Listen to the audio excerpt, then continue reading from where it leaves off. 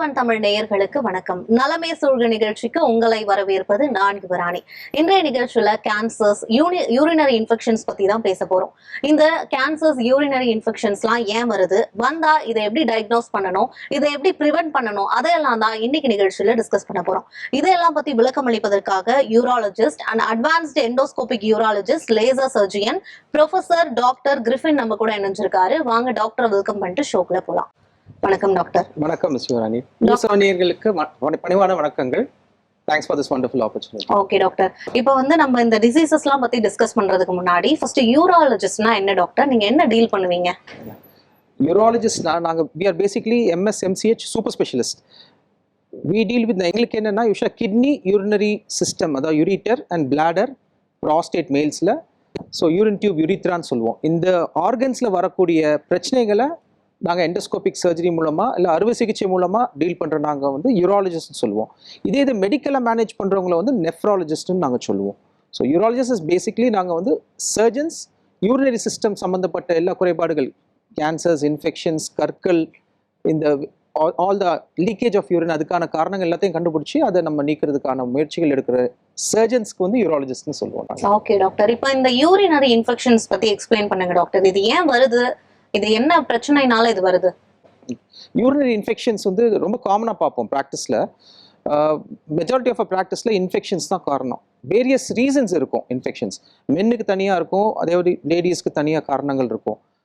காமனாக எடுத்துக்கிட்டிங்கன்னா லேடிஸ்க்கு தான் இருக்கும். பிளாடர்லேருந்து இன்ஃபெக்ஷன்ஸ் காமனாக விமெனுக்கு தான் வரும்.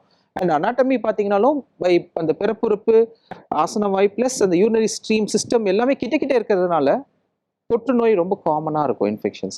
ஓகே டாக்டர், இத கண்டுபிடிக்கிறதுக்கு சிம்டம்ஸ் ஏதாவது இருக்கா டாக்டர்? யூரினரி இன்ஃபெக்ஷன்ஸ்ல காம்ப்ளிகேஷன்ஸ் இல்லாத அன்காம்ப்ளிகேட்டட் சொல்லுவோம், காம்ப்ளிகேட்டட்னு சொல்லுவோம்.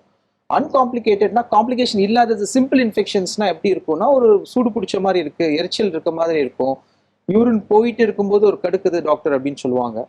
சில நேரங்களில் யூரின் முடிக்கும் போது எரிச்சல் இருக்குன்னு சொல்லுவாங்க. பிளட் அண்ட் யூரின் நோட் பண்ணா அது ஒரு கொஞ்சம் அலார்மிங் சைன். அண்ட் வலி இருக்கும் அடிவயிறுல. அண்ட் யூரின் போய் வந்தாலும் திருப்பி ஒரு ஃபுல்லாக எம்டி ஆகாத ஃபீலிங் இருந்துகிட்டே இருக்கும். அந்த இடமே ரணமா இருக்கும். திருப்பி வரணும், திருப்பி யூரின் போகணுன்ற ஃபீலிங் இருந்துகிட்டே இருக்கும். கான்ஸ்டன்டா ஒரு மீட்டிங்ல உட்காந்துருக்க முடியாது, ஒரு ஆஃபீஸ்ல உட்காந்துருக்க முடியாது, அடிக்கடி எந்திரிச்சு போயிட்டு வந்துகிட்டே இருப்பாங்க. ஸோ இது எல்லாமே ஒரு ஆரம்ப கட்டத்துல வரும். இதே கவனிக்காம விட்டுட்டோம்னா தான் கொஞ்சம் காம்ப்ளிகேஷன்ஸ் வரும். காம்ப்ளிகேஷன்ஸ் வந்துருச்சுன்னா ரத்தத்துல அந்த இன்ஃபெக்ஷன் பரவுனா குளிர் ஜுரம், ரொம்ப சிவியரா நடுக்கங்கள் வரும். அண்ட் பல்ஸ், பிபி அந்த அளவுக்கு குறையிற அளவுக்கு ஐசியூ ஸ்டே வரைக்கும் கூட கொண்டு போயிடலாம் இன்ஃபெக்ஷன்ஸ். அண்ட் டயபெட்டிக்ஸ், இந்த மாதிரி மற்ற இம்யூனோ காம்ப்ரமைஸ்டா இருக்கிறவங்க, இம்யூனிட்டி கம்மியா இருக்கிறவங்க எல்லாம் பார்த்தீங்கன்னா கொஞ்சம் ஏர்லியா ரிப்போர்ட் பண்ணிடணும். ஏன்னா அவங்களுக்கு சில நேரத்தில் சிம்டம்ஸ் அவ்வளோ ப்ரொனவுன்ஸ்டா மார்க்கெட்டா வெளியில தெரியாது. அவங்க கடைசியில டெர்மினல்லாம் ரொம்ப சிக் ஆகும்போது தான், ரொம்ப மோசமான நிலைமையில இருக்கும்போது தான் ஹாஸ்பிட்டலுக்கே தெரிய வரும், கொண்டு வருவாங்க ரிலேட்டிவ்ஸ். ஸோ இன்ஃபெக்ஷன்ஸ் ஏர்லியா சிம்டம்ஸ், வார்னிங் சைன்ஸ் இருக்கும்போதே ஸ்டார்டிங்லேயே பார்த்துட்டோம்னா சிம்பிளா மேனேஜ் பண்ணிவிட முடியும். ஓகே டாக்டர், இப்போ பாத்தீங்கன்னா பப்ளிக் டாய்லெட்ஸ்லாம் அதிகமா யூஸ் பண்றதுனால இந்த பிரச்சனை வருதா டாக்டர்? அதுவுமே ஒரு ரீசன் சொல்லலாமா? நல்ல கேள்வி மிஸ் யுவராணி. பப்ளிக் டாய்லெட்ஸ் காமனா பாக்குறீங்கன்னா நிறைய பேருக்கு இதே கான்செப்ட் தான் மைண்ட்ல இருக்கும். பப்ளிக் டாய்லெட் நான் யூஸ் பண்ணேன் டாக்டர், அதுல எனக்கு இன்ஃபெக்ஷன் வந்துருச்சு அப்படின்னு சொல்லிட்டு. Statistics research all over the world பார்த்ததுல என்னன்னா, ஒரு இன்ஃபெக்டட் பப்ளிக் டாய்லெட் இருக்கு, அதை நம்ம யூஸ் பண்றதுனால வரக்கூடிய இன்ஃபெக்ஷனை கம்பேர் பண்ணா போகாம ஹோல்டு பண்ணிக்கிற பிளாடர்ல வர இன்ஃபெக்ஷன் தான் அதிகம்.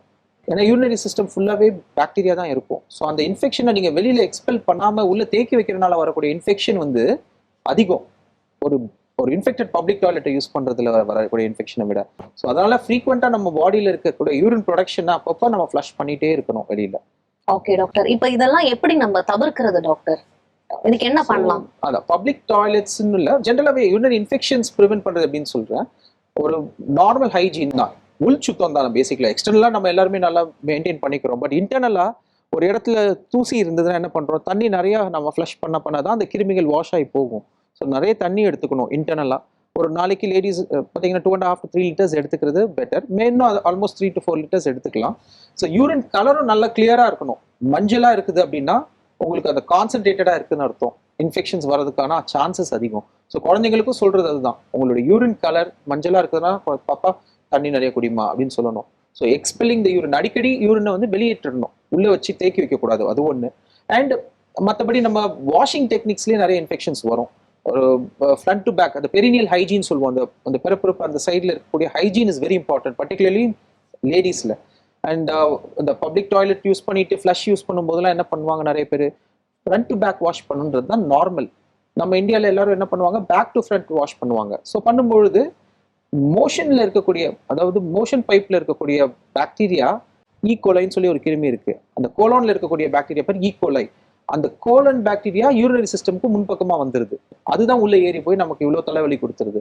ஓகே டாக்டர், இப்போ இதுக்கு ஏதாவது அலார்மிங் சைன்ஸ் இருக்கா டாக்டர், இந்த டைம்ல எல்லாம் நம்ம பண்ணணும் அப்படின்றதுக்கு? அலார்மிங் சைன்ஸ் மெயினா பாத்தீங்கன்னா யூரினரி இன்ஃபெக்ஷன்ல பிளட் இதெல்லாம் வருதுன்னா கொஞ்சம் உடனே ரிப்போர்ட் பண்ணிடணும். மைல்டு சிம்டம்ஸ் இருக்கும்போதே urine test urine culture and routine சொல்லுவோம், 2 டெஸ்ட் பண்ணிடுவோம். அதுலயே தெரிஞ்சிடும் நமக்கு பாக்டீரியா வந்து அலார்மிங்கா இருக்கா இல்லைன்னா மைல்டா இருக்கா இன்ஃபெக்ஷன்றது. ஒரு சிலருக்குலாம் பாத்தீங்கன்னா ஒரு டிராப் யூரின்லயே, ஒரு சொட்டு யூரின்லயே 1,00,000 கிருமி இருக்கும். ஸோ அவ்வளோ பாக்டீரியா அந்த யூரின் சிஸ்டம்ல இருக்கும். அதை நம்ம வந்து ஆன்டிபயோட்டிக்ஸ் கொடுத்து மைல்டா சிம்பிள் ஆன்டிபயோட்டிக்ஸ்லேயே சரி பண்ணிடலாம். அதுவே கண்ட்ரோல் பண்ணாம விட்டோம்னா அந்த மல்டிப்ளை ஆகிடும், பாக்டீரியா நிறைய வளர்ந்து கீழே பிளாடர்ல இருந்து அப்படியே கிட்னி நோக்கி போயிருச்சுன்னா கிட்னி இன்ஃபெக்ஷன்ஸ் காஸ் பண்ணாதான் ரொம்ப டிஃபிகல்ட் சுச்சுவேஷன்ஸ் வந்துருது பேஷண்ட்ஸ்க்கு. அது குளிர் ஜுரம், நடுக்கம் அந்த மாதிரி கொண்டு போயிடும், ரத்தத்தில் ஏறும்போது தான். அண்ட் அவங்க whenever you are feeling sick, பசி எடுக்காம பசியின்மையோட இருப்பாங்க, சாப்பிடவும் முடியாது, சாப்பிடவும் பிடிக்காது.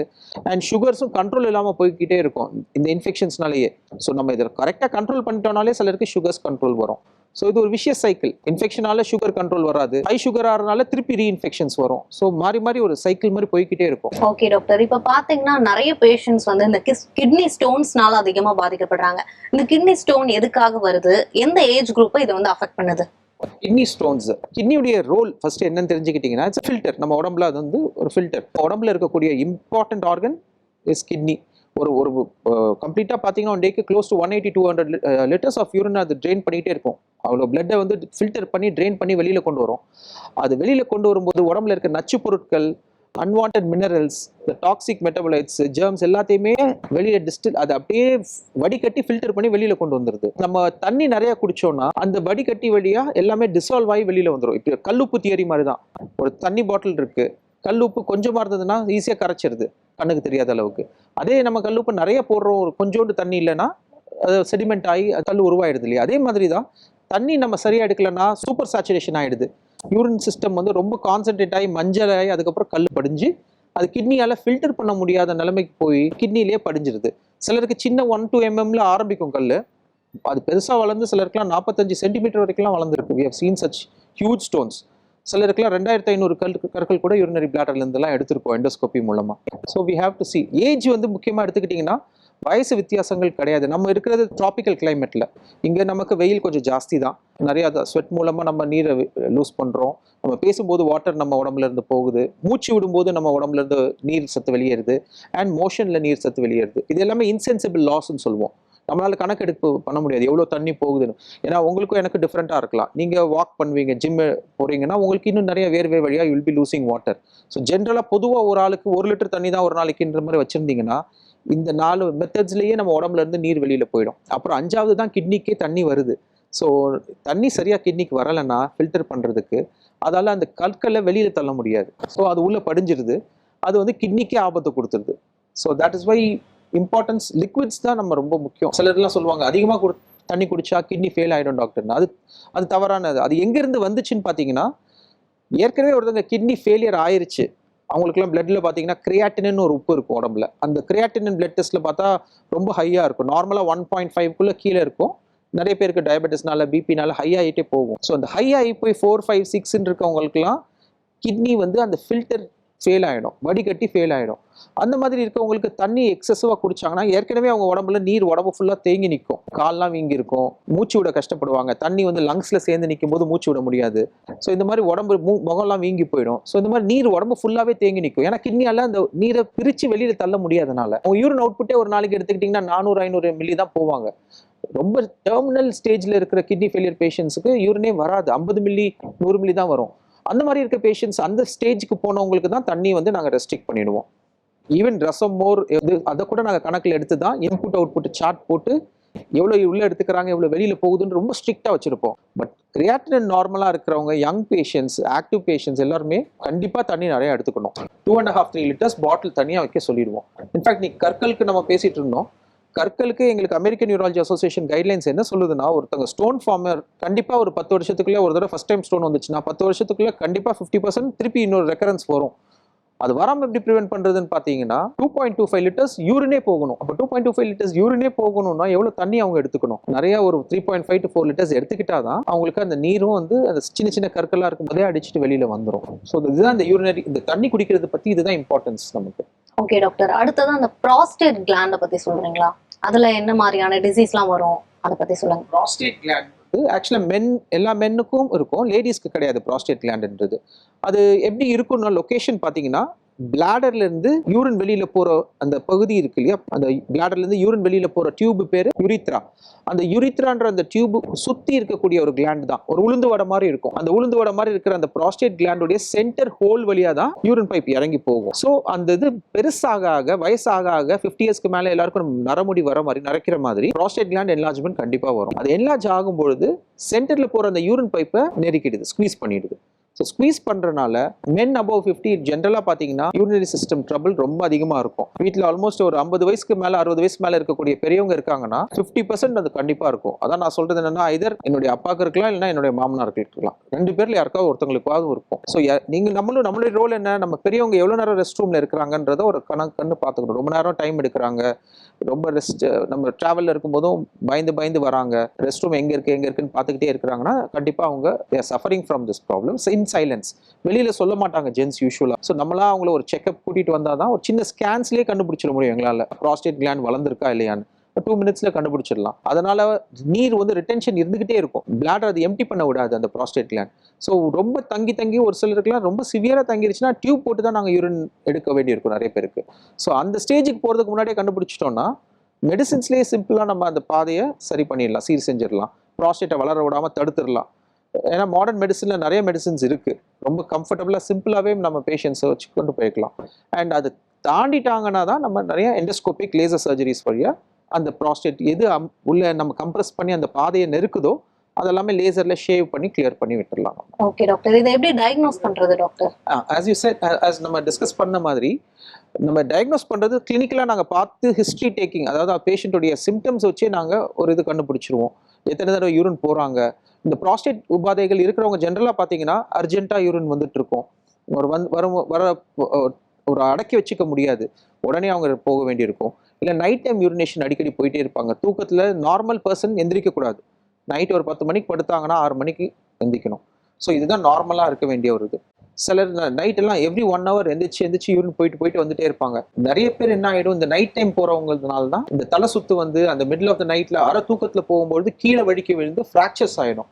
இன்டர்நேஷனல் ஸ்டாட்டிஸ்டிக்ஸ் படி பார்த்தீங்கன்னா இந்த ஃப்ராக்சர்ஸ், இடுப்பெலும்பு முடிகிற ஃப்ராக்சர்ஸ் காரணம் என்ன காரணம்னு ஸ்டடி பண்ணதுல பார்த்தா நைட் டைம் யூரினேஷன், அது நாங்கள் நாக்டூரியான்னு சொல்லுவோம் எங்க டெர்மினாலஜியில். ஸோ இந்த நாக்டூரியா தான் மேஜர் கல்பிரிட்.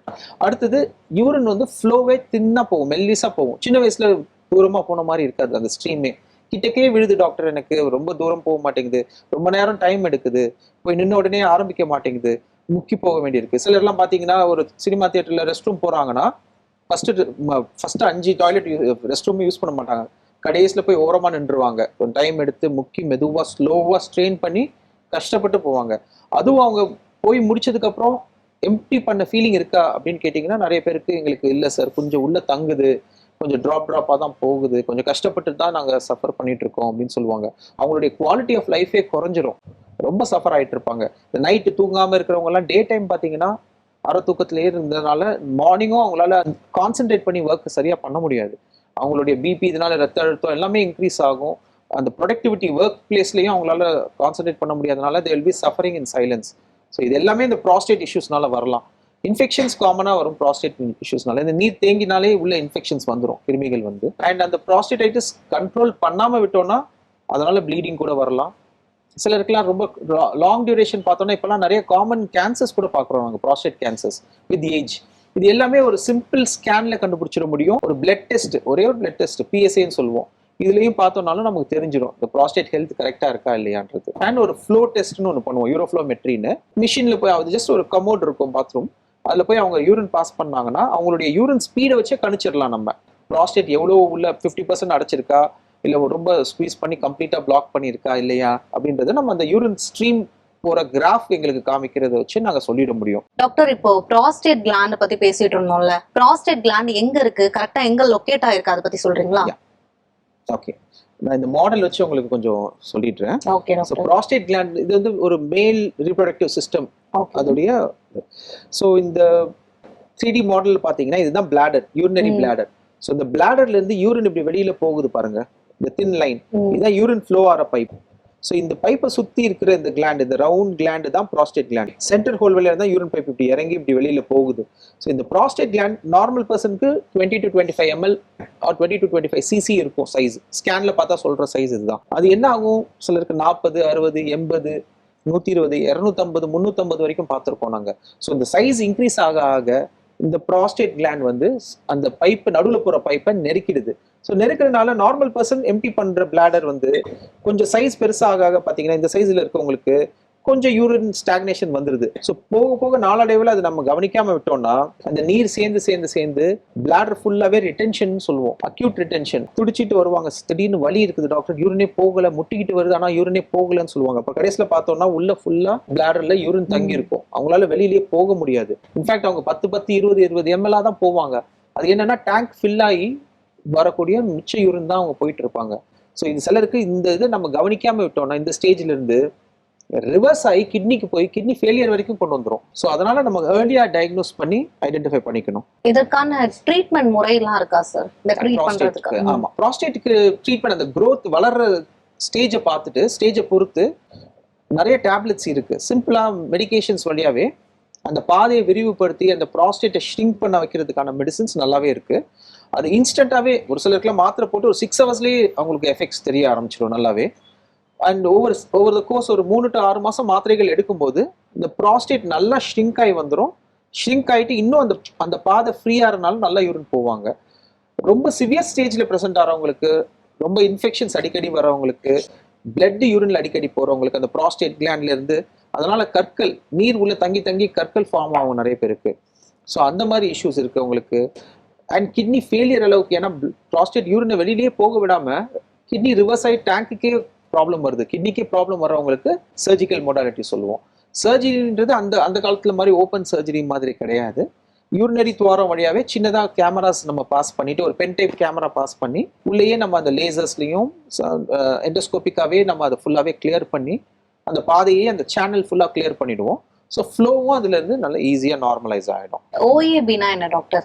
ஓகே, ஓஏபினா ஓவர் ஆக்டிவ் பிளாடர். ஸோ பிளாடருடைய ரோல் இது வந்து ஒரு மஸ்குலர் டியூப் மாதிரி, நம்ம ஸ்டமக் மாதிரி இது பிளாடரும் ஒரு மஸ்குலர் டியூப். அது என்ன பண்ணுன்னா நார்மலாக நம்ம தண்ணி குடிக்கும் பொழுது 24 hours அந்த யூரினரி சிஸ்டம்லேருந்து கிட்னிலேருந்து வடிகட்டி வந்து யூரின் ப்ரொடக்ஷன் நடந்துகிட்டே இருக்கும் 24 hours. பிளாடர் என்ன பண்ணோம், அது ஸ்டோரேஜ் ஆர்கன் தான். அடிவயிறில் இருக்கிற பிளாடர் மெதுவாக அது பலூன் ஊதுற மாதிரி ஊதிக்கிட்டே போகும். ஒரு 300 to 400 ml கிட்ட வரும்போது நமக்கு சென்சேஷன் கொடுக்கும் பிரெயினுக்கு, உங்க பிளாடர் ஃபில் ஆகுதுன்னு. ஸோ அது வரைக்கும் நம்ம பிளாடர் வந்து மெதுவாக ஃபில் ஆகிக்கிட்டே போகும். அது நம்மளை இரிட்டேட்டே பண்ணாது. இருந்தாலும் நமக்கு சென்சேஷன் வந்தாலும் சில நேரங்களில் நம்ம ஒரு ஜாப்ல இருக்கோம், ஒரு படத்துல இருக்கோம், ஒரு கோயிலில் இருக்கோம்னா அந்த சென்சேஷனை நம்ம தள்ளி போட முடியும். அதுக்கப்புறம் இன்னும் ஒரு 500 ml வரைக்கும் ஃபில் பண்ணிட்டு கடைசியில் நம்ம எப்போ நம்ம ஒரு ரெஸ்ட் ரூம் கிடைக்குது, ஒரு ஆப்பர்ச்சுனிட்டி கிடைக்குதோ நம்ம போய் எம்டி பண்ண முடியுது. இது நார்மல் பர்சனுக்கு. இந்த ஓவர் ஆக்டிவ் பிளாடர்ன்ற கண்டிஷன் இருக்கிறவங்க பார்த்துக்கிட்டிங்கன்னா இந்த பிளாடர் வந்து ஓவர் ஆக்டிவாக இருக்கும், தன்னிச்சையாக செயல்படும். அது கொஞ்சம் கூட தண்ணியை சேரவே விடாது. கொஞ்சம் தண்ணி சேர்ந்தாலும் இமீடியட்டாக அதை அப்படியே பம்ப் பண்ணி அதை வெளியில் தள்ள ட்ரை பண்ணும். இந்த கண்டிஷன் இருக்கவங்க எப்படி சஃபர் ஆவாங்கன்னா, லேடிஸ் ரொம்ப காமனாக இருக்கும். அவங்க எப்படி சஃபர் ஆவாங்கன்னா அடிக்கடி யூரின் போய்கிட்டே இருப்பாங்க. இப்போதான் போயிட்டு வருவாங்க, திடீர்னு கொஞ்ச நேரத்தை பார்த்தா ½ hour 1 hourல திருப்பி அடுத்த எபிசோட் போயிட்டு வருவாங்க.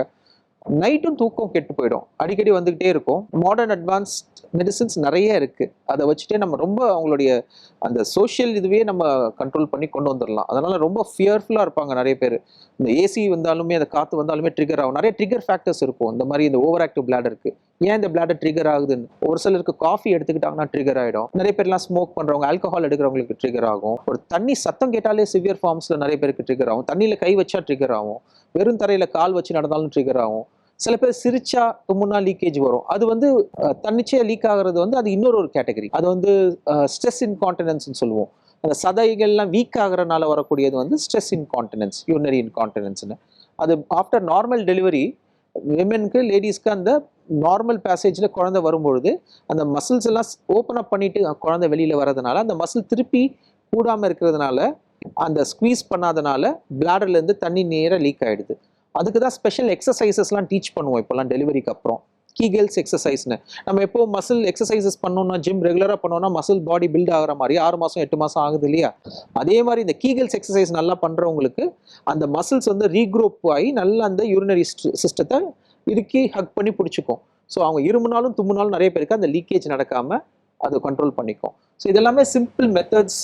அது வழியாக நம்ம வந்து அந்த யூரினரி லீக்கேஜை, இந்த ஓவர் ஆக்டிவ் பிளாடர் கண்டிஷன்ஸை இது எல்லாத்தையுமே நம்ம கண்ட்ரோல் பண்ணிக்க முடியும். எது காசோ அதை ரெக்டிஃபை பண்ணிட்டோம்னாலே எஃபெக்ட் இது சரியா போயிடும். ஓகே டாக்டர், இப்போ பிபிஹெச்னா என்ன, அது எதனால வருது, அதை எப்படி நம்ம கியூர் பண்ணணும் அப்படின்றத பத்தி சொல்லுங்க. இந்த பிபிஹெச் நம்ம இப்போ பேசணும், ப்ராஸ்டேட் பத்தி பேசிட்டு இருந்தோம், அதோடைய அனாட்டமி. இந்த ப்ராஸ்டேட் என்லார்ஜ் ஆகிறதுனால வரக்கூடிய பிரச்சனை, அதனால பேர் தான் பினைன் ப்ராஸ்டேட்டிக் ஹைப்பர்ப்ளேஷியான்னு சொல்லுவோம். அது பினைன் ஏன் சொல்றோம்னா நான் கேன்சரஸ். நம்ம உடம்புல எந்த கட்டி அதிகமானாலும் நான் கேன்சரஸாக கூட சைஸ் பெருசாகலாம், கேன்சரஸ்னாலும் சில டைம்னா கொழுப்பு கட்டிகள் உடம்புலலாம் வரும், அதெல்லாம் கேன்சர் கிடையாது, சிம்பிளாக எடுத்துட்டு விட்டுட்டோம்னா சரியா போயிடும் சொல்லுவோம். அதே மாதிரி ப்ராஸ்டேட்லேயும் கேன்சர் இல்லாத வளர்ச்சி பேர் தான் பினைன் ப்ராஸ்டேட்டிக் ஹைப்பர்ப்ளேஷியா. 50 வயசு மேலே எல்லாருக்கும் வந்துடும், யூஸ்வலாக எல்லா மேல்ஸுக்குமே இருக்கும்.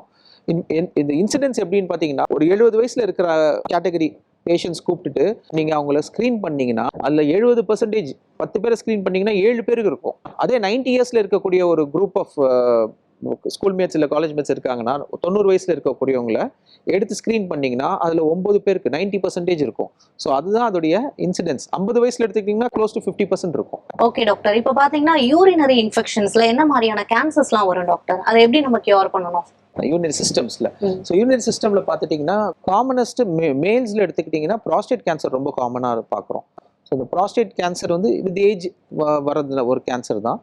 ஏர்லியாக அந்த கேன்சர் ஐடென்டிஃபை பண்ணிட்டோம்னா life style habits plus genetics, மரபு ரீதியாக நமக்கு ஜெனட்டிக்ஸ் வேறு யாருக்காவது ஃபேமிலி மெம்பரில் கேன்சர் இருந்ததுன்னா அதோடைய இன்சிடென்ஸ் அதிகமாகும். ஸ்மோக்கிங், ஆல்கஹால், ப்ராசஸ்ட் ஃபுட்ஸ், இந்த ஃபாஸ்ட் ஃபுட் இதெல்லாம் சாப்பிட்றதுனால மல்டிபிள் ரீசன்ஸ், எக்ஸசிவ் இந்த இன்ஃபெக்ஷன் எங்கெங்கெல்லாம் நடக்குதோ அது எல்லாமே ஒரு கேன்சராக மாறுறதுக்கு பொட்டன்ஷியல் உண்டு. ஸோ இந்த ப்ராஸ்டேட் கேன்சர் மென்னுக்கு ரொம்ப காமனாக இருக்கும். ஏர்லியாக டயக்னோஸ் பண்ணிட்டோம்னா சிம்பிளாக மேனேஜ் பண்ணிவிட்டு அந்த கேன்சரஸ் பகுதியை மட்டும் செப்பரேட்டாக ரிமூவ் பண்ணிவிட்டு பிளாடரையும் அந்த யூரின் பைப்பையும் சீல் செஞ்சு நம்ம அட்டாச் பண்ணிடலாம். ரேடியேஷன் தெரப்பி கூட இருக்குது. தேவைப்பட்டதுன்னா அந்த எந்த கேன்சர் செல்ஸ் இருக்கோ அதை நம்ம ரேடியேஷன் வழியாக பொசிக்கிற முடியும். ஸோ இந்த ஸ்மோக்கிங், இந்த abnormal chemicals, rubber industry, dye industry, varnish industry, இதில் இருக்கிறவங்க எல்லாமே கொஞ்சம் கேர்ஃபுல்லாக இருந்துக்கணும். பிளாடரில் வந்து ரொம்ப நேரம் தண்ணியை சேர்க்க விடாமல் தண்ணியை குடிச்சு வாஷ் பண்ணி வெளியில் எம்டி பண்ணிக்கிட்டே இருக்கணும். ஸோ தீஸ் ஆர்கன்ஸ், அது இல்லாமல் யூரிட்டர், அது யூரித்ரா, இது எல்லாத்துலேயுமே கேன்சர் டியூமர்ஸ் வரும். அதை பேஸ் பண்ணி எந்த உறுப்பில் இருக்கோ ஏர்லி ஸ்டேஜில் எந்த இடத்துல கேன்சர்ஸ் இருந்தாலும் அந்த கட்டியை நம்ம ஃபுல்லாக சேஃபாக ரிமூவ் பண்ணிவிட்டு பேஷண்ட்ஸை நம்ம சேஃப்கார்ட் பண்ணிடலாம். அட்வான்ஸ் ஸ்டேஜ் போயிடுச்சுன்னா அதுக்கும் வைத்தியங்கள் உண்டு. கீமோதெரப்பி, ரேடியோ தெரப்பி, சைபர் நைஃப் ரேடியோ தெரப்பிஸ்ன்னு இருக்குது. எல்லாமே நம்ம இதை வச்சுட்டு அவங்களுடைய ஸ்டேஜ் என்னன்றது, டியூமர் அந்த கட்டியுடைய ஸ்டேஜ் என்ன இருக்குது, ஸ்டேஜ் 1ன்றது எங்கேயும் பரவாத ஸ்டேஜ், ஸ்டேஜ் 4ன்றது எல்லா இடத்துலையும் பரவன ஸ்டேஜ். ஸோ அந்த நடுப்பட்ட ஸ்டேஜில் இருக்கிறவங்களுக்கு கூட நம்ம சேஃப்கார்ட் பண்ணி அவங்கள நல்ல ஒரு வாழ்க்கை முறை, நல்ல ஒரு லைஃப் லீட் பண்றதுக்கு we can help them and guide them also. நிகழ்ச்சியில கலந்து கொண்டு பெண்களுக்கும் சரி ஆண்களுக்கும் சரி அவங்களோட ஹெல்த்தை வந்து மெயின்டைன் பண்றதுக்கு நிறைய இம்பார்ட்டன்டான விஷயங்களை வந்து சொன்னீங்க. நிகழ்ச்சியில பங்கேற்றதுக்கு ரொம்ப ரொம்ப நன்றி doctor. Thank you so much. News 7 நேயர்களுக்கு ரொம்ப நன்றி. நேயர்களே, மீண்டும் மற்றொரு நிகழ்ச்சியில் சந்திக்கலாம். நன்றி, வணக்கம்.